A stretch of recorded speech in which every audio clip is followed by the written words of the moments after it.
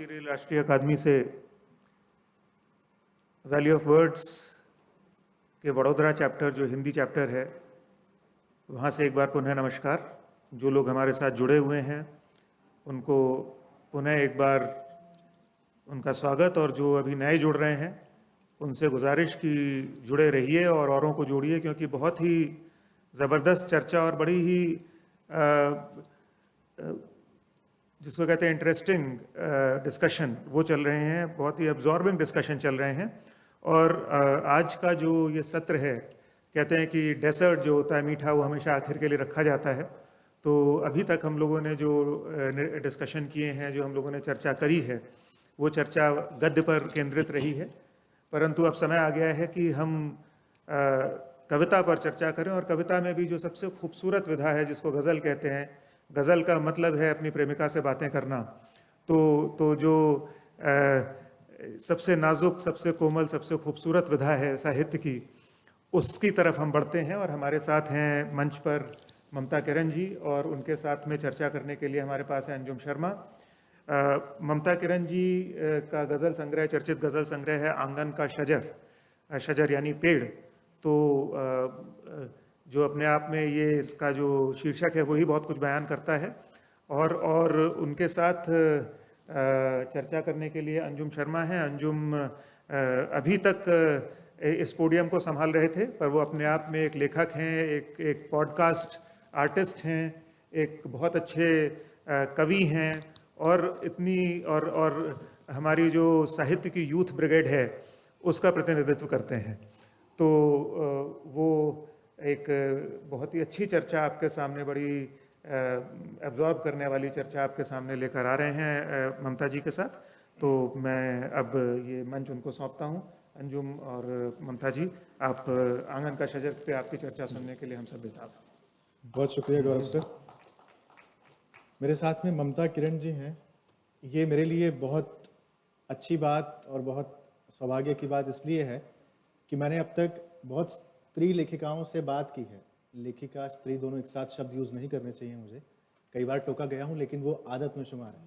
तो स्त्री लेखकों से मैंने बहुत बात की है, लेकिन पहली बार ऐसा हो रहा है मैं किसी गज़लगो से, किसी गज़लकार से बात कर रहा हूँ जो गज़ल लिखते हैं, और वो एक महिला है। मेरा बहुत एक बेसिक सा सवाल ममता जी ये है, आप तमाम वाचिक परंपरा की एक सशक्त हस्ताक्षर हैं, और अब आपका ये गज़ल संग्रह आया है। इतने समय से आप, एक दशक और उससे ज़्यादा समय हुआ, आप मंचों पर कविताएं पढ़ रही हैं, गज़ल पढ़ रही हैं। एक स्त्री का तमाम पुरुषों के बीच में ऐसे दखल देना, वो भी गज़ल विधा में, अगर आप उंगलियों पर गिने तो शायद आपको चंद नाम नज़र आएंगे, वो भी आज के समय में। कितना मुश्किल होता है, और कितना मुश्किल होता है अपनी जगह बनाना एक गज़लगो के तौर पर मुशायरों में, और उसके बाद ऐसी किताब लेकर आना। जी गौरव जी, ने अभी इंट्रोडक्शन दिया और आप मुझसे बात कर रहे हैं तो बहुत अच्छा लग रहा है। इसलिए भी कि ये जो गज़ल, ये जो आंगन का शजर, ये जो पुस्तक आई है, ये प्रथम 5 में यहाँ नॉमिनेट हुई है। तो जब मैंने फेसबुक पर ये जो पोस्ट लगाई तो बहुत से लोगों ने बहुत बधाई दी कि चलिए गज़ल में आपकी पुस्तक जो है ना यहाँ तक पहुँची है, तो एक नया मार्ग जो आने वाले गज़लकार हैं उनके लिए प्रशस्त होगा। तो बहुत सारे लोगों ने, मित्रों ने वहाँ पर लिखा, और बहुत मेरे लिए मुश्किल इसलिए नहीं रहा क्योंकि मैंने शुरू से ही अपना जो, जिसको कहते हैं ना कि हमने पहले से ही ये तय कर रखा था कि यदि मैं मंच पर जाऊंगी और गज़लें वहाँ पर पढ़ूंगी, तो देखिए ज़्यादातर होता क्या है कि जब मंच पर आप, वहाँ पर जो कवि सम्मेलन हो या मुशायरा हो, वहाँ पर महिलाओं की भागीदारी बहुत कम होती है। यदि 5 कवि हैं या 6 कवि हैं तो उसमें से एक महिला, वो इसलिए बुलाते हैं कि वो, या आयोजक भी कई बार ये बात करते हैं कि हमें ऐसी कवित्री चाहिए कि जो दिखने में सुंदर हो और जो अच्छा गा लेती हो, तो ऐसी कवित्री। तो मैंने शुरू से अपने साथ ये बना करके रखा कि यदि मैं मंच पर जाऊंगी तो मैं पहली बात तो वहाँ पर गायन बिल्कुल नहीं करूँगी। अच्छा जी, तो मैंने गज़ल पढ़नी है सब तहत में तरन्नुम जी शुरुआत, बिल्कुल शुरुआत में जब मैंने जाना शुरू किया तो मैं बिल्कुल भी तरन्नुम में बिल्कुल भी नहीं पढ़ती थी, ताकि मेरी छवि जो है वो उस तरह से बने कि नहीं मैं एक मतलब गंभीर गज़लें कह रही हूँ और मेरी जो गज़लें हैं वो वहाँ पर सराही जाए, ना कि मेरा गला सराहा जाए। तो इसलिए मुझे कोई ऐसी बहुत मुश्किल नहीं हुई। धीरे धीरे देखिए, जब आपका जो काम होता है वो स्वयं अपनी पहचान बना लेता है, आपके जब शेर लोगों की ज़ुबान पर हो और लोगों के दिलों पर दस्तक दें, तो फिर इतना मुश्किल नहीं होता है। जैसे मैं बताऊं आपको कि मैं गालिब एकेडमी के मुशायरे में जाती हूँ हर साल। वहाँ पर जो गालिब के उसमें होता है 22 फरवरी को जो तरही मुशायरा होता है, मैं पिछले वहाँ 12-13 साल हो गए मुझे वहाँ पढ़ते हुए, और मैंने आज तक अभी तक भी मैंने वहाँ पर अभी तरन्नुम में नहीं पढ़ा है कि मेरी पहचान वहाँ पर ये ना बने कि मैं तरन्नुम में अच्छा पढ़ती हूँ तो इसलिए वो मुझे बुला रहे हैं। मेरी पहचान वहाँ उससे बने कि, और वहाँ पर सारे उर्दू वाले होते हैं और हिंदी से सिर्फ एक मैं ही वहाँ पर होती तो हूँ। मैं जितना समझ पा रहा हूँ, लेकिन ऐसा भी तो होता होगा ना ममता जी, जो तरन्नुम में पढ़ रहा है वो भी तो गंभीर गजल कह ही सकता है। कह सकता है, लेकिन मैंने अपने साथ ये रखा कि नहीं, मैं तरन्नुम में नहीं पढ़ूंगी। अब पढ़ती हूँ, अब जब एक मेरी पहचान बन चुकी है तो अब मैं पढ़ लूंगी तरन्नुम में, और पढ़ती भी हूँ तरन्नुम में। लेकिन शुरुआती के बहुत साल मैंने बिल्कुल भी तरन्नुम में नहीं पढ़ा। मैं इवन मतलब लंदन भी गई और वहाँ के यूके के मतलब 15-20 शहरों में मैंने वहाँ पर काव्य पाठ किया, लेकिन मैंने वहाँ पर भी तरन्नुम नहीं पढ़ा, क्योंकि वो मेरा बहुत शुरुआती भी नहीं, लेकिन एक बीच का फेज था। और अब पढ़ती हूँ तरन्नुम में, और उतनी ही सराही जाती है। जी बिल्कुल। इसकी तरफ तरन्नुम की बात हुई, तहत की बात हुई, लेकिन पहले तो आप शायद छंद में नहीं लिखा करती थी ना, जी, गजल नहीं बिल्कुल, लिखती थी। बिल्कुल आपने नहीं लिखती एक थी। जिक्र किया राजेंद्र नाथ रहबर जी का, जी। उनसे प्रभावित हुई आप, उसके बाद आपके पास छंद मुक्त कविताएं थी। कैसे फिर छंद में आने का मन कैसे हुआ? जी बिल्कुल, छंद मुक्त कविताएं लिख रही थी और मेरा जो संग्रह आया वृक्ष था हरा भरा, वो भी काफ़ी सराहा गया। और उसमें भी नामवर सिंह जी हों, चाहे केदारनाथ सिंह जी ने लिखा उसमें भूमिका उसकी, मेरे जो पहला कविता संग्रह था, और अनामिका जी ने लिखा उसमें, और विश्वनाथ त्रिपाठी जी, विश्वनाथ प्रसाद तिवारी जी ने लिखा, और बहुत अच्छा वो आयोजन हुआ और किताब भी बहुत सम्मानित भी हुई, साहित्य जगत में भी उसकी बड़ी चर्चा हुई। लिख रही थी, और जब मेरे पतिदेव की पोस्टिंग उस समय कठुआ में थी, 2003 या 2004 की बात है, और मैं यहाँ दिल्ली में अपने बच्चों के साथ थी। तो मेरा 2-3 दिन के लिए वहाँ पर जाना हुआ कठुआ में, और वहाँ मेरे सम्मान में गोष्ठी रखी गई। तो राजेंद्र रहबर जी उसकी अध्यक्षता कर रहे थे, और मैं उससे एक दिन पहले राजेंद्र रहबर जी से मेरे पतिदेव ने कहा कि वो भी यहीं पर रहते हैं पठानकोट में। राजेंद्र नाथ रहबर, तेरी खुशबू में बसे जी खत जी न जलाता जी कैसे। जी बिल्कुल बिल्कुल। तो मतलब तो मैंने कहा हाँ बिल्कुल चलो चलते हैं मिलने। तो वो तो उस समय पोस्टेड ही थे वहाँ पर। तो मैं गई उनसे मिलने, और मुझे बहुत उनसे मिलकर बहुत, क्योंकि तेरी खुशबू में बसे खत जगजीत की आवाज़ में तो पूरी दुनिया में पहुंच चुकी है। तो बहुत उनसे मिलकर के अच्छा लगा कि वाह क्या मतलब उन्होंने लिख दिया है और पूरी दुनिया में ये पहुंची है। तो दूसरे दिन जब मेरे सम्मान में वहाँ पर जो गोष्ठी थी, तो वहाँ पर सारे शायर थे और सिर्फ मैं ही थी जो मैं छंद मुक्त कविता मतलब मैंने पढ़ी वहाँ पर, क्योंकि मेरे पास तब गजल थी ही नहीं, मैंने कभी सोचा भी नहीं था। जी जी। लेकिन जब मैंने छंद मुक्त कविता पढ़ी और पसंद की गई वहाँ पर, और मुझे सभी की तारीफ भी मिली, लेकिन उस दिन मुझे लगा, जबकि मेरे घर में मेरे पतिदेव तो गजल के इतने बड़े हस्ताक्षर हैं, लेकिन मेरे ऊपर कभी उस तरह का सोचा ही नहीं, और ना मेरे ऊपर कोई प्रभाव पड़ा कि मैं भी गज़ल कहूँ या मैं क्यों नहीं लिख रही हूँ। लेकिन वहाँ उस वाक़ये से मुझे लगा कि यदि आज मेरे पास गज़ल होती तो मैं भी यहाँ पर गज़ल ही पढ़ती। मुझे लगा कि ये पूरा जो कविताओं का गज़लों का जो माहौल है, और इसमें मैं छंदमुक्त अपनी कविताएँ पढ़ रही हूँ। तो वहाँ से फिर जब 3-4 दिन बाद जब मैं लौट रही थी, तो फिर उसी दिन ही मैंने प्रण ले लिया था कि यदि आप मंच पर हैं और इस तरह के सार्वजनिक कार्यक्रमों में जाते हैं, तो आपको हर तरह की चीज़ जो है वो, जब आप लिख भी रहे हो तो फिर आपको हर विधा में, कविता से यदि हम जुड़े हैं तो उसकी बहुत सारी विधाओं में आपको लिखना आना चाहिए, और जहाँ जैसा मौका हो उस तरह से परफॉर्म करना चाहिए। यानी अगर वो शाम न होती जी बिल्कुल, तो मैं शजर न होता। तो बिल्कुल सही बात है, वो शाम ना होती तो आंगन का शजर ना होता। बिल्कुल सही कहा आपने। लेकिन आंगन का ही शजर क्यों? शजर तो बहुत है ना, जी आंगन का ही क्यों? आंगन का शजर देखिए ना, ये एक जैसे मैंने कहा कि ये वृक्ष था हरा भरा, ये भी देखिए, वो भी वहां पर भी वृक्ष जुड़ा हुआ है और यहाँ पर भी पेड़ जुड़ा हुआ है। और आंगन का शजर आप इसको प्रतीकात्मक कह सकते हैं। शजर जो है वो परिवार का शजर, बड़े बूढ़ों का शजर, और साहित्य में देखें हमारे रहनुमाओं का शजर। हमारे जब इसका ऑनलाइन विमोचन हुआ तो हम प्रोफेसर खालिद अलवी साहब ने इसके बारे में बोला भी, तो उन्होंने भी कहा कि इसके जो है ना मतलब बहुत सारे प्रतीक हैं। ये जो आंगन का शजर है ये बहुत प्रतीकात्मक, इसका जो टाइटल है ये बहुत ही अट्रैक्ट करता है। और तुलसी का शजर, मीर का शजर, गालिब का शजर, जिनकी उसमें हम सब जो है ना लिखने पढ़ने वाले लिख पढ़ रहे हैं, तो ये शजर बहुत सारी चीज़ों का शजर है। मैं चाहूँगा कि यही आंगन का शजर एक बार आप अगर कुछ हमारे लिए सुना दें तो बहुत अच्छा रहेगा। अच्छा, तो चलिए मैं कौन सी गजल सुनाऊं, कोई सी भी सुना दूं या आंगन का शजर जी? अच्छा अच्छा, या जो आपका मन करे। अच्छा अच्छा, मैं देखती हूँ।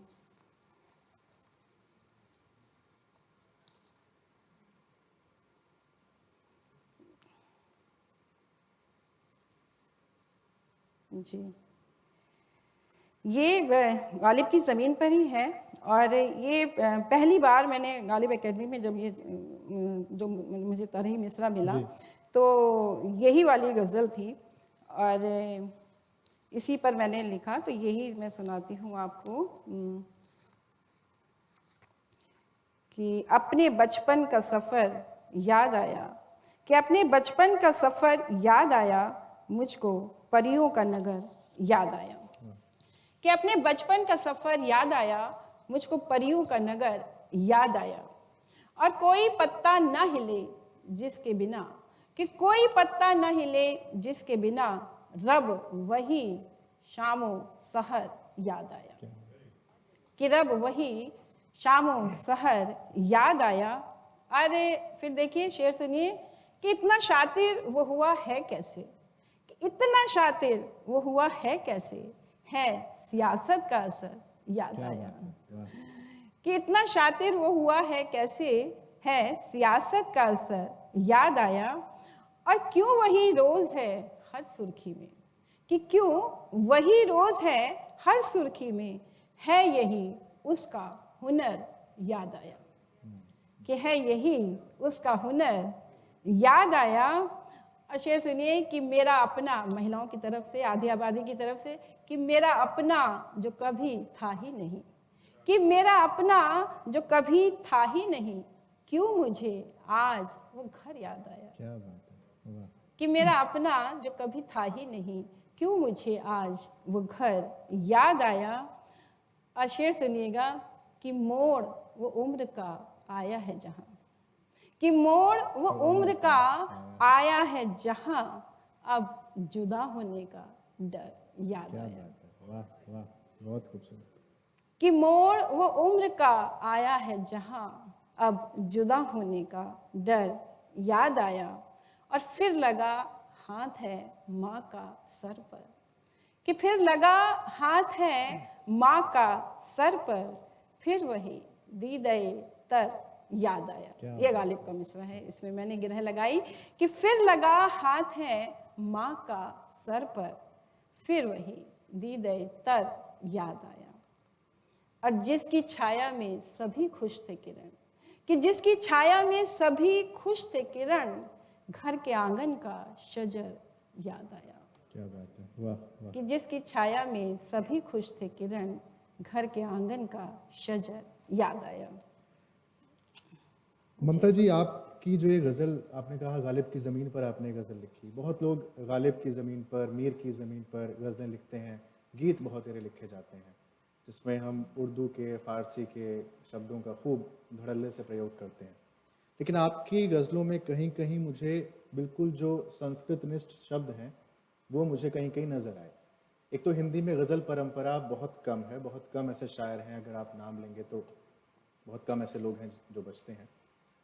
उसमें कितना मुश्किल है, क्योंकि मैंने जितनी गज़लें अब तक पढ़ी हैं, जितना मेरा दखल है, मैंने भूमंडलीकरण शब्द का बहर में इस्तेमाल मैंने कहीं नहीं पढ़ा है। कैसे आपको भूमंडलीकरण ही क्यों वहाँ पर सार्थक लगा, वो शब्द ही क्यों लगा? जैसे एक आपकी गज़ल का मिसरा था जिसमें आपने निर्णय शब्द का प्रयोग किया। मुझे लगता है अगर आप निर्णय के शब्द मात्राएं लेंगे और फैसले की मात्राएं लेंगे तो दोनों बराबर ही होंगे। क्यों वहाँ पर फैसला नहीं, क्यों वहाँ पर निर्णय है? क्या हिंदी की ज़मीन पर गज़ल लिखना चाह रही थी, या आपको लगा कि उर्दू में तो बहुत है, हिंदी में नहीं है, चलो यहाँ करते हैं? नहीं नहीं, ऐसा कुछ नहीं है। लिखते हुए एक तो श्रोता जब उसको सुने तो उनको भी लगे कि ये बिल्कुल आम बोलचाल की भाषा है, और मैं जब लिख रही हूँ तो मैं भी एक आम बोलचाल की ही भाषा में लिखती हूँ। मैं कभी भी जानबूझ करके किसी तरह के शब्दों का प्रयोग नहीं करती हूँ। जो स्वतः लिखते हुए शब्द आ जाता है वही मेरी कविता में, वही मेरी गज़ल में प्रयुक्त होता है। चाहे वो भूमंडलीकरण की बात की आपने, तो अपने आसपास जो कुछ हम देख रहे हैं, जो कुछ घट रहा है हमारे आसपास, तो जिस समय में हम जी रहे हैं वहाँ देखिए कितना कुछ घटता है। जो लिखने वाला है वो कितनी ईमानदारी से उन सब चीज़ों को देख रहा है, उनको समझ रहा है, उनको गुन रहा है, और जब वो लिख रहा है तो कहीं ना कहीं वो चीज़ें दिमाग में रह जाती हैं, और वो फिर कितनी ईमानदारी से वहाँ पर चीज़ें आती हैं। तो ये जो भूमंडलीकरण की बात की आपने, तो ये देख ही रहे हम सब कि किस तरह से हम पूरी दुनिया जो है वो हम सब बाजार की एक गिरफ्त में हैं, और पूरी दुनिया से हम जुड़े हुए हैं। और हर समय आप कहीं भी देखो, कुछ भी करो, तो जो बाजार है वो हमारे हर चीज़ में शामिल रहता है। और उससे क्या हुआ कि कुछ जो चंद लोग हैं वो तो बहुत ऊपर उठ गए हैं, लेकिन जो चीज़ें थीं, जैसे कि गांधी ने कहा कि जो लघु कुटीर उद्योगों की बात की, उसकी बात की, तो वहाँ पर चीज़ें जो है ना कहीं हमारे हाथों से फिसल रही हैं, और वो कहीं ना कहीं देखिए उनकी दुनिया कहाँ जा रही है। कितना बड़ा एक गैप जो है वो हम देखते हैं कि हमारे भारत में इतना बड़ा जो गैप है, इतनी असमानता है। तो ये सब चीज़ें जो है ना इस तरह से फिर ये लिखने में आ जाती हैं। क्या ये असमानता, ये गैप हिंदी साहित्य में गज़ल को अपनाने में भी है? हिंदी गज़ल को जो अपनाने की बात की, तो गज़ल तो मानते ही नहीं थे हिंदी साहित्य में कि ये भी कोई विधा है गज़ल की। हमारे जब ये विमोचन हो रहा था तो माधव कौशिक जी जो साहित्य अकादमी के उपाध्यक्ष हैं, और उन्होंने भी बताया कि जो 70-80 का जो दशक था वहाँ पर गज़ल को तो कोई मानता ही नहीं था, तो वो यही कहते थे ये तो बाहर से आई हुई विधा है। और लेकिन तो कहते थे, उन्होंने बताया कि तब क्योंकि जब वो साहित्य अकादमी से जो वो संचयन उन्होंने गज़ल संचयन निकाला है उसमें मेरी भी गज़लें शामिल हैं, तो वो उस समय कन्वीनर थे। तो 5 साल उनको अप्रूवल लेने में लग गए साहित्य अकादमी से कि वो गज़ल संचयन निकालना चाहते हैं, साहित्य अकादमी से गज़ल संचयन आए। तो उसको तो माना ही नहीं, मानते ही नहीं थे। तब वो उन्होंने कहा कि, तब मैंने भी कहा कि भाई उपन्यास भी तो अंग्रेजी से आया है, कहानी भी तो अंग्रेजी से आई है, तो जो साहित्य है वो भाषाओं का जो है ना उस तरह से नहीं है। तो साहित्य साहित्य है। तो बहुत ये जो है ना अब जो ज़रूर है कि इधर के दशकों में हम देखते हैं कि गज़ल बहुत सारे लोग लिख रहे हैं, गज़ल को मान्यता मिल रही है।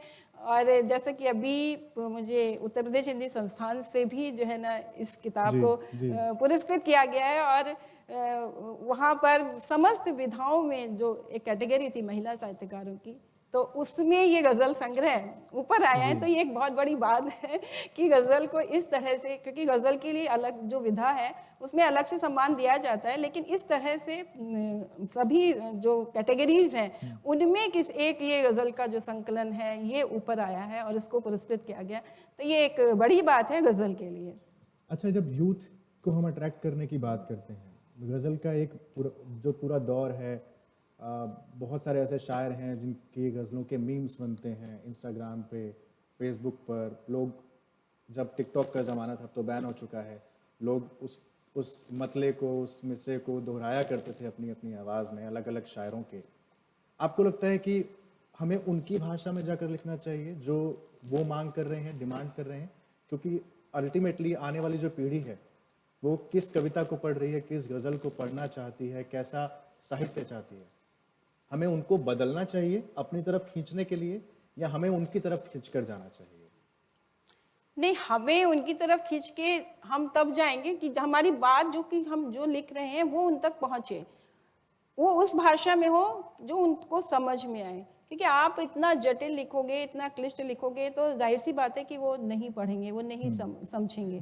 और गज़ल तो ऐसी विधा है कि आप देखेंगे कि हर कोई जो है ना उसको कोट करता है, चाहे वो संसद में हो, चाहे वो किसी संत का प्रवचन हो, चाहे किसी फिलोसोफर का की बातचीत हो।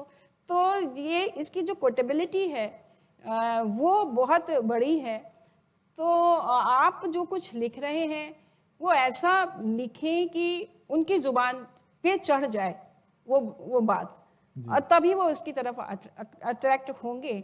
और बहुत सारे जो युवा हैं वो भी गज़ल की तरफ ही सबसे पहले अट्रैक्ट होते हैं कि वो यदि वो लिखें तो वो गज़ल ही लिखें, भले ही उनको उस समय बहुत सारी गलतियां हों उसमें, उनको बहर में ठीक नहीं हो, वज़न में ठीक नहीं हो, लेकिन कोशिश वो करते हैं कि देखे कि वो गज़ल कहते हैं। तो उनके लिए भी ये बहुत उनको खुशी देता है कि वो गज़ल कह रहे हैं। शुरुआत में तो जब हर कोई युवा होता है, प्रेम में होता है, तो वो कहीं ना कहीं वो गज़ल में तोड़ फोड़ करके, और पत्र जो लिखे जाते हैं या व्हाट्सएप आजकल ज़माना जो चल रहा है उस पर लिखे जाते हैं, तो हम कोशिश तो यही करते हैं सब लोग कि उसको किस तरीके से मीटर में ढाल दें, गज़ल कह दें, भले वो बहर में ना हो। लेकिन इससे क्या मतलब, गज़ल की स्वीकार्यता तो बढ़ रही है, मानते हैं, लेकिन अगर उस हिसाब से अगर आप नहीं लिख रहे हैं, जैसे आपकी गज़ल है ट्विटर व्हाट्सएप को तो अपना रही है, हकीकत के रिश्तों को बिसरा रही है, ये क्या दौर है ज़िंदगी का ना जाने, न जी पा रही है न मौत आ रही है ना। पढ़ाए सबक मैंने ज़िंदगी को, वही आज मिलने से कतरा रही है, वो रख देगी चंदा को हाथों में उसके, कि माँ अपने बच्चे को फुसला रही है। बहुत खूबसूरत गज़ल है। मेरा पूछने का अर्थ ये है कि अंग्रेजी के शब्द भी आने से कोई गुरेज नहीं है? बिल्कुल भी गुरेज नहीं है, क्योंकि जो आजकल तो आप देख ही रहे हो कि हमारी जो भाषा है वो बहुत एक मिक्स भाषा हो चुकी है।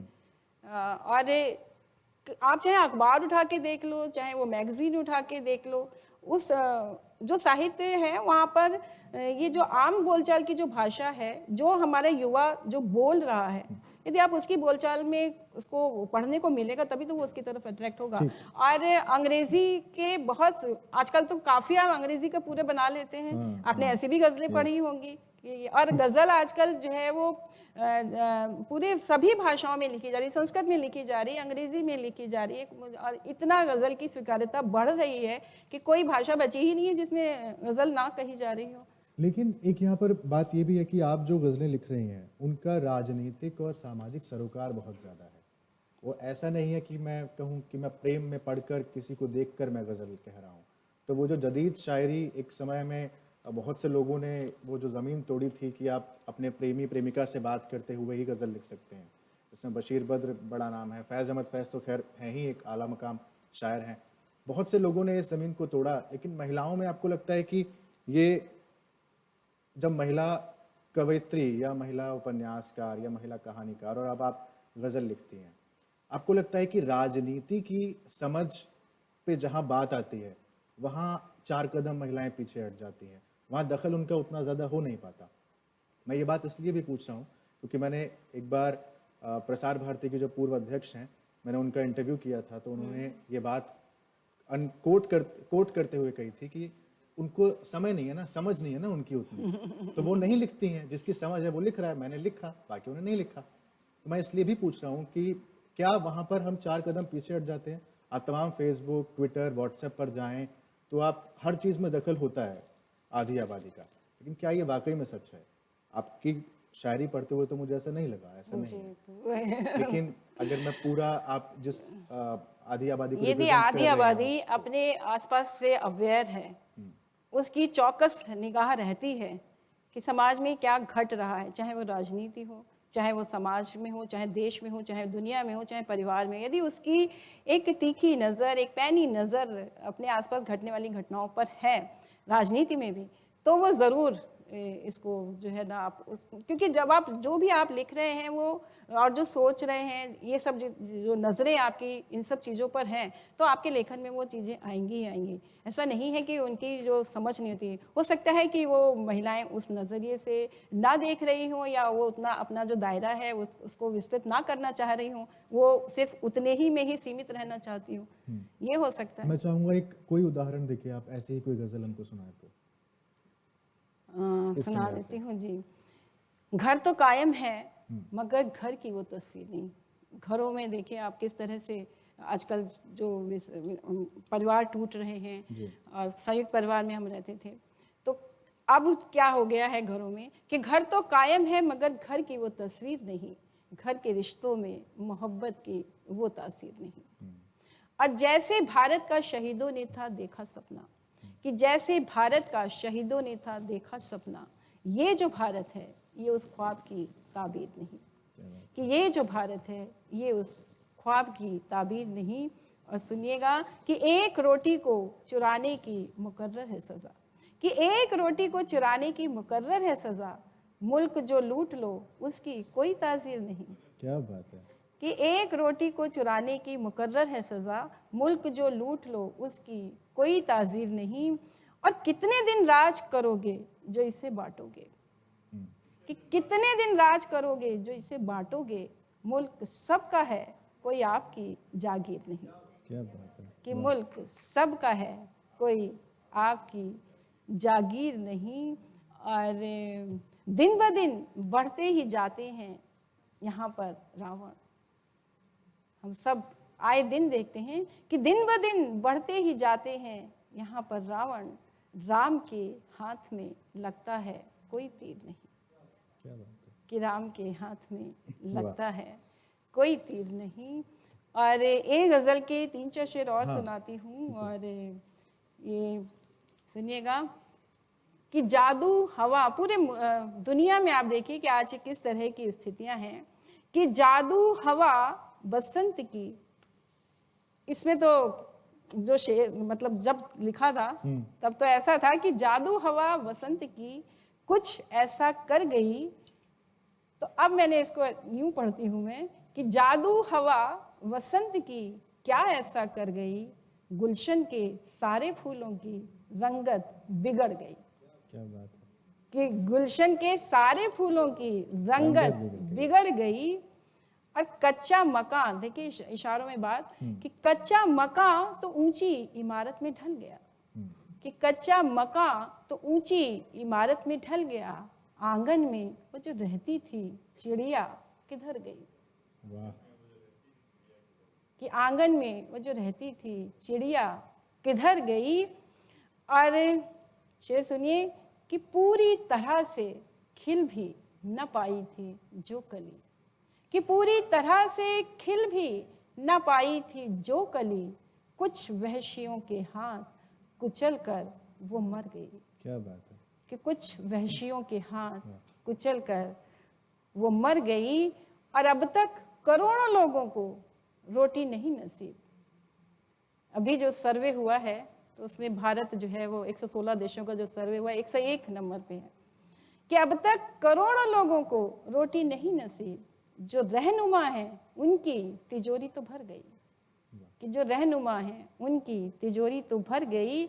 और फिर देखिए क्या होता है कि सेकी है हादसों पे सियासत ने रोटियां, कि सेकी है हादसों पे सियासत ने रोटियां, क्यों हादसा हुआ न किसी की नजर गई। कि क्यों हादसा हुआ न किसी की नजर गई। और फिर क्या होता है कि लाशों के बदले बांट दिए कुछ मुआवजे, कि लाशों के बदले बांट दिए कुछ मुआवजे, यूं जिम्मेदारियों से हुकूमत उबर गई। क्या बात है। कि यूं जिम्मेदारियों से हुकूमत उबर गई। और अभी आप भूमंडलीकरण की बात कह रहे थे, और ये भी शेर सुन लीजिए कि हालात ज्यों के त्यों ही रहे मेरे गांव के, कि हालात ज्यों के त्यों ही रहे मेरे गांव के, कागज पे ही विकास की दिल्ली खबर गई। कि कागज पे ही विकास की दिल्ली खबर गई। और भूमंडलीकरण ने बनाए बहुत अमीर, कि भूमंडलीकरण ने बनाए बहुत अमीर, लेकिन गरीब लोगों की दुनिया बिखर गई। क्या बात है। कि लेकिन गरीब लोगों की दुनिया बिखर गई। और चलिए बहुत सारे शेर हैं, लेकिन एक अच्छा सा शेर ये भी सुन लीजिए कि ये भी एक सच्चाई है कि जन्मी जो एक प्यारी सी बिटिया हमारे घर, कि जन्मी जो एक प्यारी सी बिटिया हमारे घर, बेनूर था जो घर उसे पुरनूर कर गई। वाह, कि बेनूर था जो घर उसे पुरनूर कर गई। बहुत खूबसूरत। ये बताइए ममता जी यहाँ पर कि जब आप एक ही ज़मीन पर कविताएं लिखते हैं, जैसे मैं राजनीतिक ज़मीन पर ही उपन्यास लिख रहा हूँ, कविता लिख रहा हूँ, गज़ल लिख रहा हूँ, कभी ऐसा नहीं लगता रेप्लिकेशन हो रहा है, रेप्लिकेट हो रही है कि चीज़ बार बार हम लोग लिख रहे हैं, उसी शेर को बदल बदल कर लिख रहे हैं? कभी ऐसा नहीं लगता है कि इसका विषय अब थोड़ा दूसरा हो जाना चाहिए?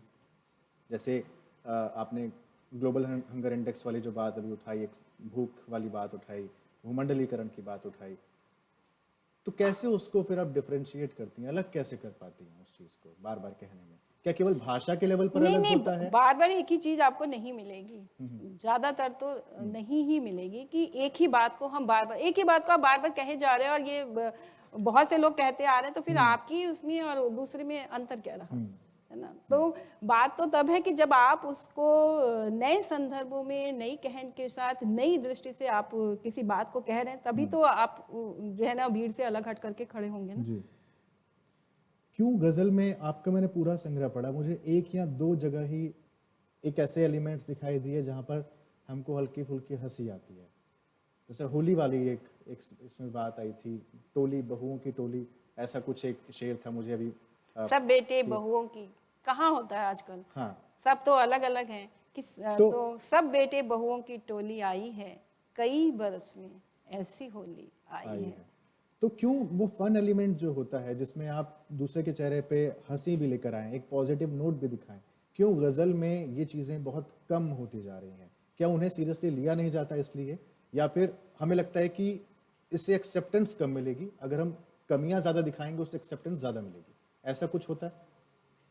नहीं, ऐसी तो कोई बात नहीं है कि कमियां दिखाएंगे तो मतलब ऐसा ऐसा तो कुछ नहीं है। चलिए, चूंकि हम हंस रहे हैं एक पर्सनल नोट पे, मैं और हंसी वाली जो मतलब, क्योंकि मतलब मैं जो बिल्कुल एक आम व्यक्ति का जो दर्द महसूस करती हूँ, मुझे लगता है कि मेरी जो जितनी भी गज़लें हैं, आप जितने भी शेर हैं, उनमें वही बात आप महसूस करेंगे कि कहीं ना कहीं जो पढ़ने वाला है वो इससे कनेक्ट करता है कि हाँ, ये बात तो ये मेरे साथ भी हो रहा है, या मेरे घर में भी ऐसा हो रहा है, या मेरे बच्चे के साथ भी ऐसा हो रहा है। तो कहीं ना कहीं वो उन चीज़ों से कनेक्ट करता है, और कहीं ना कहीं उसको एक संदेश भी मिलता है। मेरी गज़लों में आप ये देखेंगे। वाचिक परंपरा से भी आती हैं, और आप एक ऐसी, हालांकि बांटना नहीं चाहिए लेकिन विभाजन हो रखा है बहुत पहले से।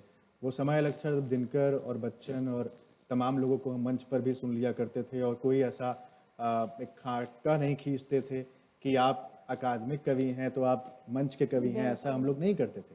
लेकिन अब इधर होने लगा क्योंकि हास्य और फूहड़ता मंच पर बढ़ती गई धीरे धीरे, जो कि अब धीरे धीरे समझ भी आ रही है लोगों को। मेरा यहाँ पर पूछने का मतलब है कि आप एक उस परंपरा से भी आती हैं, तो आपने जैसे बेटियों पर गज़ल लिखी, बहुत इसमें शेर आपने ढाले बेटियों पर, आपने रिश्तों पर शेर ढाले। हिंदी में एक कहावत है कि जब तक विचार सघन ना हो जाए आपका, तब तक वो कविता आप मुकम्मल मत मानिए, वो कहीं ना कहीं कमी रह जाती है। आप जब शेर मंच से पढ़ती हैं और अगर वहाँ से दाद ना मिल रही हो, तो आप क्या ये मान लेती हैं कि वो शेर मुकम्मल नहीं हुआ, इसको मुझे दूसरी तरह से लिखना चाहिए, या आपको लगता है समझ नहीं आया इसलिए तालियां नहीं पड़ी और ये शेर बहुत अच्छा था? देखिए, जब आप कविता पढ़ते हैं या सुनते हैं उस तरह से मजबूरी, तो अब हो गया है ना कि जिनके पास कविता नहीं है, तो वो तो हर एक दो पंक्ति सुनाने के बाद, हाँ भाई अब इस लाइन के बाद अब आपके हाथ ऊपर उठ जाने चाहिए, और अब आप घनघोर तालियां जो है ना, मैं आप रुक नहीं सकते बगैर ताली बजाए, और वो। लेकिन मेरा मानना ये है कि जरूरत ही नहीं है, आप ताली क्यों मांग रहे हैं? कविता तो जो सुनने वाला है वो इतनी, उसको जो सुन रहा है तो उसको समझने का और उसको अपने भीतर उतारने का, अपने भीतर बुनने का उसको वो समय मिलना चाहिए। तो ज़रूरी नहीं है कि आप वो खामोशी से भी सुने, तो भी बहुत अच्छी बात है, और तालियां उसके हाथ स्वयं उठ जाएं तो भी बहुत अच्छी बात है। तो दोनों ही स्थितियां अच्छी हैं। वैसे ये तो बहुत हद तक निर्भर इस बात पर भी करता जी, है आप प्रेजेंट कैसा कर रहे हैं। बिल्कुल। जैसे शहरयार बहुत अच्छे शायर हैं, जी लेकिन जब वो मंच से पढ़ते थे तो आवाज ऑडियंस तक पहुंच नहीं पाती जी। थी शहरयार की। वहीं कुछ ऐसे भी हैं जिनकी नहीं, गजल मैंने अच्छी नहीं कितनी होती। बार मैं यहाँ से कविता पढ़ रही हूँ और वहाँ पर लोगों की आंखों में आंसू हैं, तो जरूरी, मेरे लिए जरूरी नहीं है कि वो ताली बजाए, मेरे लिए जरूरी है कि मैं जो ये पढ़ रही हूँ उस समय वो अपनी सारी चीजें भूल करके पूरी तरह से आपके साथ है, आपकी कविता को सुन रहा है, उसको महसूस कर रहा है, उसके आंखों में आंसू हैं। तो इससे बड़ी उपलब्धि और क्या होगी कि पूरी जो हमने लिखा वो पूरी बात उस तक कन्वे हो गई, पूरी बात उस तक पहुंची है, वो बिल्कुल पूरी तरह से उससे जुड़ा हुआ है। यहाँ पर एक सवाल मेरा ये है कि चूंकि हम बार बार शजर की बात कर रहे हैं, आंगन का शजर की, पेड़ को देखने के अलग अलग नजरिए होते हैं। एक स्त्री के नजरिए से पेड़ की अहमियत क्या है? क्योंकि आप पुराने ज़माने में घर के बीच में एक तुलसी का पौधा होता था, वो सींचती थी उसको, है ना। धीरे धीरे गार्डनिंग में बदलता चला गया, जहाँ पर पुरुषों का दखल ज़्यादा हो गया, जो कि बराबरी का होना भी चाहिए। तो मैं ये जानना चाहता हूँ एक स्त्री के नज़रिए से पेड़ की अहमियत क्या है? क्योंकि आप उसी में एक कोयल को माँ के रूप में भी देख लेती हैं, आप नदी को भी देख लेती हैं उसके बगल से गुजर रही है, आप उसमें पूरा परिवार देख लेती हैं। तो एक स्त्री के नज़रिए से क्या अहमियत होती है पेड़ की, या आपके लिए क्या है? पेड़ का जो महत्व है वो बहुत विस्तृत, उसमें देखिए तो पेड़ जो है एक बहुत उसका जो दायरा है, उसका जो जिसको कहते हैं कि बहुत ही विस्तृत दायरा है उसका। पेड़ का फलक जो है वो बहुत बड़ा है। पेड़ जो है वो पूरे परिवार का जो है ना, एक जिसको कहते हैं ना छत्र छाया, वो बन करके खड़ा हुआ है पेड़, और सबको संभाल रहा है पेड़। वो चाहे पर्यावरण में भी देखें आप उसको, चाहे परिवार के उसमें देखें, और चाहे आप किसी भी फील्ड में देख लें, तो पेड़ की जो अहमियत है वो बहुत बड़ी है। और पेड़ के ऊपर कितनी जिम्मेदारी होती है। यदि आप राजनीति का पेड़ देखें तो उसको स्वयं में बहुत जिम्मेदारी महसूस करनी चाहिए, और अपने नीचे के लोगों को उसी तरह से जो है ना देखना चाहिए। तो पेड़ का बहुत एक विस्तृत मेरे लिए अब मायने चूंकि है। मैंने पूछा पेड़ की आपके लिए क्या अहमियत है, तो एक पर्सनल सवाल पूछूंगा। आपके जो आपके हस्बैंड जो हैं, बहुत मशहूर कवि हैं, लक्ष्मी शंकर वाजपेयी जी सामने बैठे हैं। दो सवाल मेरे यहाँ पर हैं एक साथ, और यहाँ तमाम स्त्रियों को मैं देखते हुए वो सवाल पूछ रहा हूँ। एक मिसेस लक्ष्मी शंकर वाजपेयी के तौर पर आपकी पहचान पहले हुआ करती थी, आप धीरे धीरे अब ममता किरण के तौर पर आपने पहचान बनाई। एक तो मुझे ये बताइए कि दोनों के बीच में अंतर आपको कैसा एक तो महसूस होता है, और हर स्त्री को अपनी पहचान बनानी चाहिए। किसी को आप मिसेज, अब मेरी ही वाइफ अगर होंगी, जब भी शादी होगी तो वो मिसेज अंजुम शर्मा क्यों कहलाएं, वो कुछ अपने नाम से जान जाए, है ना। तो आप ममता किरण जब कहलाई जाने लगी, तो वो जो आप लम्हा था वो कैसा था? दूसरा, क्या कभी लक्ष्मी शंकर वाजपेयी की वाइफ होने का नुकसान और फायदा दोनों हुआ?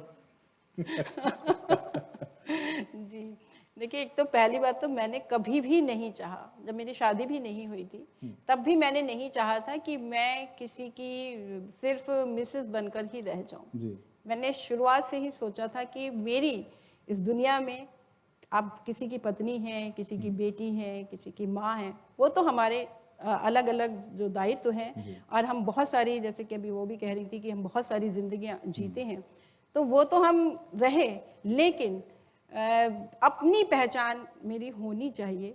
मैं बिल्कुल भी किसी की मिसेस बन करके ही सिर्फ ना रह जाऊं। किसी को भी नहीं होना जी, चाहिए।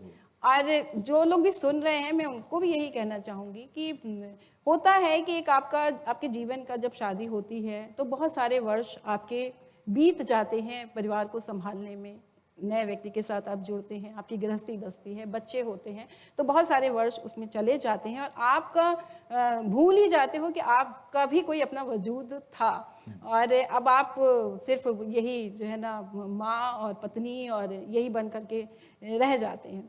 तो मैं ये कहना चाहती हूँ कि जैसे ही उस दायित्व से आपको मुक्ति मिले, लेकिन उस बीच भी आप लगातार आपके जो सोचा था आपने या आपके जो इंटरेस्ट थे, आपकी जो हॉबीज थी, उनको ज़रूर अपने जीवन में बचा करके रखिए। और जब आपको उन दायित्वों से मुक्ति मिलती, जैसे ही बच्चे बड़े होते हैं, आजकल तो बच्चे सब बाहर चले जाते हैं, जैसे ही वो ग्रेजुएशन करने के बाद या इंटरमीडिएट के बाद, तो कोई इंजीनियरिंग में जा रहा है, कोई मेडिकल में जा रहा है, तो सब बाहर चले जाते हैं। आप थोड़े से उस तरह से दायित्वों से थोड़ी सी आपको मुक्ति मिलती है। आपको मुक्ति तो दायित्व से कभी नहीं मिलती है, लेकिन आपको थोड़ा समय मिलने लगता है, तब आप उस समय का सदुपयोग करिए और अपनी जो है वो पहचान बनाइए, सिर्फ मिसेस बन करके ना रह जाए। और जो दूसरी बात आप कह रहे कोट थे, कर दूं क्योंकि आप बहुत सही अभी जो आपने बात कही, ममता जी का एक शेर है कि ये तरीका उसने जीने का रखा, ये तरीका उसने जीने का रखा, कुछ नया आंखों में एक सपना रखा।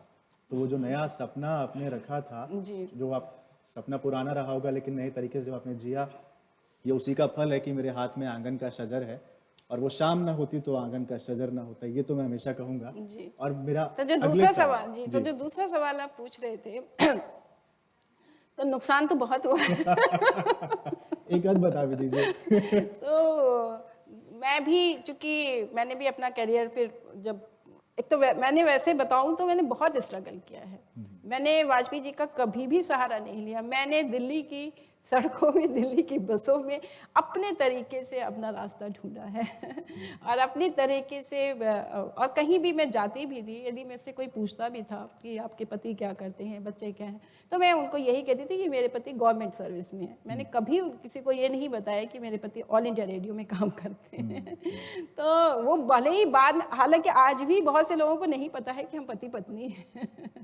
अभी ऑनलाइन कार्यक्रम भी इतने हुए, तो अब जब हम कभी कभी एक ही फ्रेम में आ जाते हैं तब लोगों को पता लगा कि हम पति पत्नी हैं। तो मैं रेडियो में भी, जैसे कि मैं रेडियो में समाचार पढ़ती हूँ, तो जब मैंने वहाँ का फॉर्म भरा, रेडियो समाचार का, उस समय डीजी जो है वो अलग था, डायरेक्टर अलग था, और ये दिल्ली स्टेशन में थे, तो वो बिल्कुल ही अलग, उसका दोनों का ही कोई मैच ही नहीं था। उसके बावजूद मैंने रेडियो में ये जो फॉर्म फिलअप किया कि मेरे पति गवर्नमेंट सर्वेंट हैं। और नुकसान की बात जो बता रही हूँ, तो ये एफएम जो गोल्ड था उसकी शुरुआत हो रही थी उन दिनों, और लेकिन मुझे जो है वो फॉर्म भरने के लिए वाजपेयी जी ने मना कर दिया कि नहीं, मैं वहाँ पर हूँ तो तुम जो है वो फॉर्म मत भरो, है ना, तो वो अच्छा नहीं लगेगा। इसी तरीके से जितने दिन भी ये दिल्ली स्टेशन में रहे, तो मैंने वहाँ पर कभी भी कोई प्रोग्राम नहीं किया। और समाचार विभाग में हूँ तो वहाँ मैं अपने तरीके से, अपनी मेहनत पर रिटेन, वॉइस टेस्ट और इंटरव्यू सब क्लियर करके तब मैं वहाँ पहुँची हूँ। लिखा हुआ पहली बार पढ़वाती हैं जी? अपना लिखा हुआ पहली बार सर को पढ़वाते हैं? नहीं, वो घर में तो वो एक अलग बात है कि यदि वो उन्होंने कुछ लिखा तो चलिए मुझे सुना दिया, मैंने कुछ लिखा तो मैं उनको सुना देती हूँ। मानती हैं? नहीं बिल्कुल नहीं। क्रिटिक हुआ, मानती, बोले कि ये सही नहीं लग रहा है? नहीं, मानती तो मैं सिर्फ अपनी ही हूँ। मुझे कोई भी बताता है, यदि मुझे उचित लगता है तो ही मैं मानूंगी, वरना किसी के कहने पर मैं वो काम जो है ना कि शब्द बदल दो, या यदि उसके बात में तर्क है ना, और मुझे वो अपील कर गया कि हाँ ये बात सही है, मैंने गलत कहा तो मैं मान लूंगी, नहीं तो नहीं मानूंगी। ऑन लाइटर नोट, ये मैंने इसलिए पूछा कि बहुत सारे लोगों को ये एक गलतफहमी रहती होगी कि being a wife of Lakshmi Shankar Vajpayee, क्या इसी पे 2-3 बातें और जोड़ती हूँ। मैंने 2-3 अखबारों में मैं राष्ट्रीय सहारा में काम कर रही थी, फिर एक जेबीजी टाइम्स में फीचर एडिटर थी। उसके बाद फिर वो छूटा तो फिर मैंने एक और इंटरव्यू के लिए दूसरे चैनल के लिए मैं गई, और वहाँ पर कन्हैयालाल नंदन जी इंटरव्यू ले रहे थे। वो और तो जाते रहते थे वाजपेयी जी के वहाँ पर और प्रोग्राम करने, और तो इनकी तो बड़ी घनिष्ठता था। लेकिन मैंने वहाँ जब नंदन जी के सामने मैं इंटरव्यू के लिए बैठी तो उन्होंने तो बहुत इंसिस्ट किया कि आपके पति क्या करते हैं और ये वो। तो मैंने उन्हें बताया, कहा कि भाई गवर्नमेंट सर्वेंट। नहीं आप बताइए तो, क्योंकि हो सकता है कि उनको लग रहा होगा कि यदि चैनल है तो यहाँ रात की ड्यूटीज़ और ये वो, जिस भी कारण से वो पूछ रहे हैं। तो जब बहुत इंसिस्ट किया तो तब फिर मुझे कहना पड़ा कि वो ऑल इंडिया रेडियो में है। अच्छा, नाम क्या है? बताया भाई, फिर बताना ही पड़ा कि जब इंटरव्यू में वो इस तरह से पूछते ही जा रहे हैं और इंसिस्ट कर रहे हैं, तो मैंने बताया। अच्छा, वो तो मेरे बहुत अच्छे मित्र हैं। तो उसके बाद हुआ क्या, उन्होंने अपने ड्राइवर को बुलाया और मुझे अपनी बड़ी सी गाड़ी में मुझे घर भिजवा दिया। अब मैंने उसी दिन सोचा कि मुझे अब नौकरी यहाँ मिल भी जाएगी तो भी मैं यहाँ तो नौकरी नहीं करूँगी। तो मैंने एक और जीनियस का जो चैनल था मैंने फिर वहाँ पर ज्वाइन किया। इसी तरह से जब मेरे किताब का विमोचन जो पहला संग्रह था तो वो शीला दीक्षित वहाँ मुख्यमंत्री जी के वहाँ सेक्रेटरीट में ही हो रहा था और एक किरण वालिया जी थी वहाँ पर। वो भी वहाँ पर हुआ क्या कि हम और मैं और वाजपेयी जी और 2-3 लोग और हम आपस में बात कर रहे थे और वो अपने कमरे में थी। एकदम से कमरे से निकली तो वाजपेयी जी से कहने लगी, अरे वाजपेयी जी आप यहाँ कैसे? तो उनको ये नहीं पता था कि ये मेरे पति हैं और यहाँ मेरी किताब का विमोचन हो। तो मैंने इस तरह से अपने आप को वाजपेयी जी से बिल्कुल ही बचा करके रखा कि मेरी अपनी पहचान जो है जिस फील्ड में हूँ वहाँ पर वाजपेयी जी का हाथ नहीं होना बहुत अच्छी चाहिए बात कि है। मैं और वाजपेयी जी की वजह से मैं हूँ। हालांकि फिर बाकी तो लोग कहने वाले तो कुछ भी कहते रहे, लेकिन पूरी ईमानदारी से ये किताब हाथ यहाँ सामने रखी। मैंने कभी भी किसी से आज तक जिक्र नहीं किया कि मैं वाजपेयी जी की पत्नी हूँ। बहुत अच्छी बात है ये, आप अपनी तो पहचान पूरी खुद तरह से बनाएं और बचा अपनी करके पहचान रखा। के बल जी। पर आपका ये संग्रह आया। वाचिक परंपरा में ऐसे ही सक्रिय रहें, आपके और संग्रह लगातार आते रहें, हम उसे पढ़ते रहें। हिंदी में भी बराबर दखल रहे, छंदमुक्त कविताएं लिखना मत छोड़िएगा, वो लिखती रहें। और छंदबद्ध तो आप लिख ही रही हैं। और ना एंडिंग नोट, मैं एंड नोट पे चाहूँगा ये गज़ल के साथ हम इसका समापन करते हैं। अच्छा ठीक है। यदि समय है तो फिर मैं अब तरन्नुम में पढ़ देती हूँ। हाँ, बहुत अच्छा रहेगा। बताइए एकदम। आप लोग हैं सब तरन्नुम में पढ़ूँ? चलिए सुनिएगा कि वो अपने सिवा औरों की सोचा नहीं करते। आज भी जो है दुनिया जो चल रही है वो कुछ अच्छे ही लोगों से चल रही है। ये जो इतना साहित्य के जो आयोजन हो रहे हैं वो भी कुछ अच्छे लोग कर रहे हैं, लेकिन बहुत से लोग ऐसे भी हैं कि वो अपने सिवा औरों की सोचा नहीं करते। वो अपने सिवा औरों की सोचा नहीं करते। कुछ ऐसे शजर भी हैं जो साया नहीं करते। कुछ ऐसे शजर भी हैं जो साया नहीं करते। शेर सुनिएगा, आज के पूरे जो संदर्भ है उनको अपने जहन में रखिए। शेर सुनिएगा कि वो दौर की आईना वो रखते थे सदा साथ। वो दौर की आईना वो रखते थे सदा साथ। ये दौर की आईना गवारा नहीं करते। ये दौर की आईना गवारा नहीं करते। शेर सुनिएगा कि एक इशारों में बात कह रही हूँ। देखिए अब कितने जो है ना ओल्ड एज होम खुलते चले जा रहे हैं, वहाँ की तरफ इशारा है ये कि सावन में कभी डाले थे जिन पेड़ों पे झूले।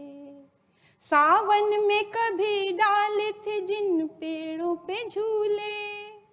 उन पेड़ों को बेदर्दी से काटा नहीं करते।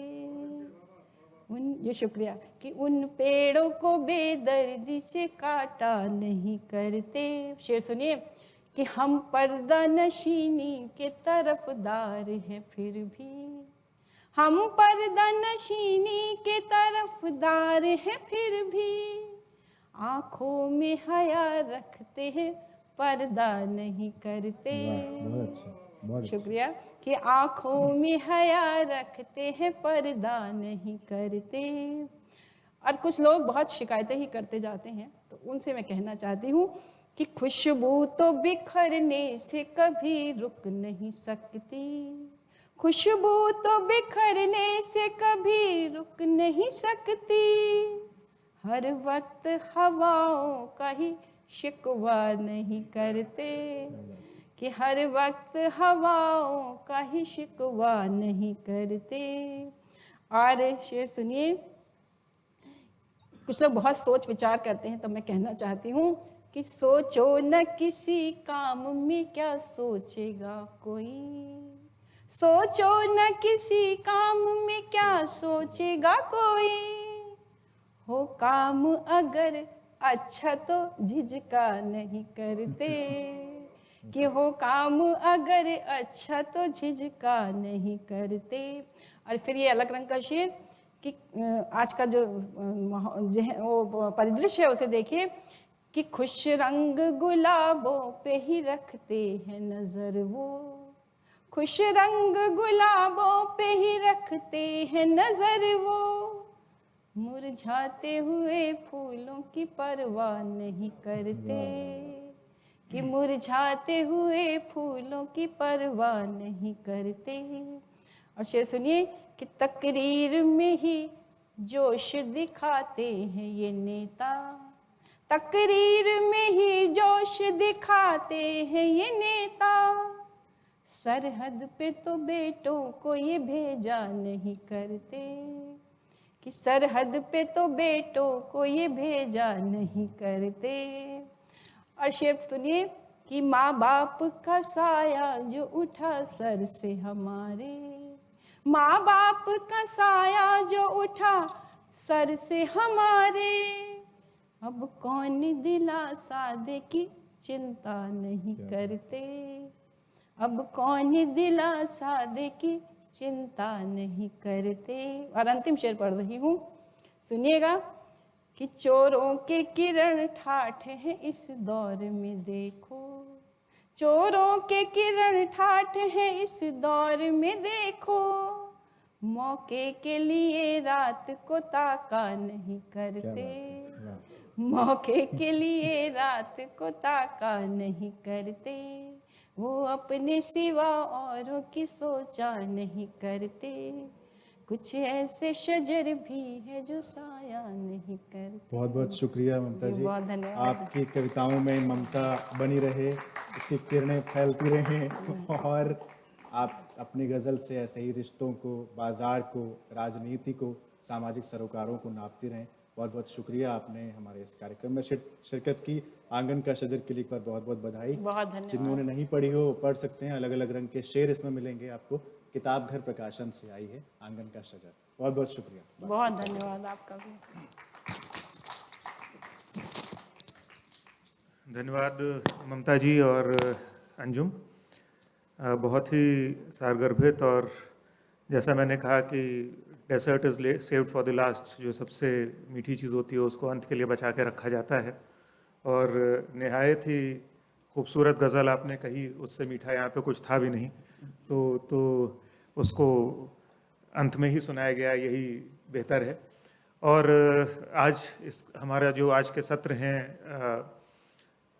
हमारा जो साहित्य महोत्सव चल रहा है वैली ऑफ वर्ड्स, उसके आज के सत्र हम लोग यहीं समाप्त करते हैं, परंतु सिर्फ सत्र समाप्त हुए हैं, कार्यक्रम नहीं, क्योंकि अभी 18 बजे से है, पर वो 18 का 18:15 हो सकता है। तो सर इतना तो लिबर्टी लेनी पड़ेगी, आफ्टर ऑल कभी कभी हमारी गाड़ी लेट भी चली जाती है, तो इंटरनेशनल अदाकारा हैं, कथक आर्टिस्ट सुश्री मनीषा गुलियानी, वो आई हुई हैं यहाँ पे, और उनका कथक रिसाइटल है, एकल कथक रिसाइटल है। आजकल कम होता जा रहा है, आजकल ज़्यादा ट्रेंड इस चीज़ का है कि वो कोई नृत्य नाटिका टाइप जैसा बना दीजिए, या 4-5 अलग अलग विधाओं को कंबाइन करके उसको स्टेज पे प्रस्तुत करिए। लेकिन मैं मिनिस्ट्री ऑफ कल्चर में रहा हूँ, संस्कृति मंत्रालय में रहा हूँ, और मैं हमेशा इस बात का बड़ा समर्थक रहा हूँ कि विधा को उसके संपूर्ण रूप में यदि आप प्रस्तुत कर पाएँ, आपको ऐसे कलाकार मिलें जो कि विधा को उसके संपूर्ण रूप में प्रस्तुत कर पाएँ, और आप एक समय तक उस विधा का पूरा आनंद ले पाएँ कि उसके विभिन्न पक्षों से परिचित हो पाएँ, तो वो भी बहुत कुछ हमारे लिटरेचर फेस्टिवल के सत्र जैसा ही हो जाता है कि जहाँ पे आप एक किताब से पूरी तरह से परिचित होते हैं, एक ऑथर से पूरी तरह से परिचित होते हैं, वैसे ही आप एक हमारे संस्कृति की, नृत्य की एक विधा से पूरी तरह से परिचित होते हैं, उसके सारे पहलुओं को जानते हैं। तो मनीषा जी आई हुई हैं, मेरी उनसे अभी बात हो गई, वो तैयार हो रही हैं कार्यक्रम के लिए, तो हम लोग चाय के लिए ब्रेक करेंगे और उसके बाद फिर हम लोग रिजॉइन करेंगे फॉर दी कथक रिसाइटल। बहुत बहुत शुक्रिया ममता जी, बहुत बहुत शुक्रिया अंजुम, बहुत बहुत धन्यवाद।